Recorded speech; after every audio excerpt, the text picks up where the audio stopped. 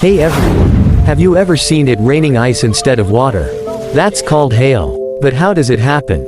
Inside a thunderstorm, strong updrafts push raindrops high up into freezing air. The drops freeze into tiny ice balls. Then, the wind lifts them up and down again, over and over, adding more layers of ice each time. When they get too heavy for the wind to hold, they finally fall to the ground as hailstones, some as small as peas, others as big as baseballs. So next time you see ice falling from the sky, you're witnessing nature's frozen artwork, hail. Subscribe for more learning facts.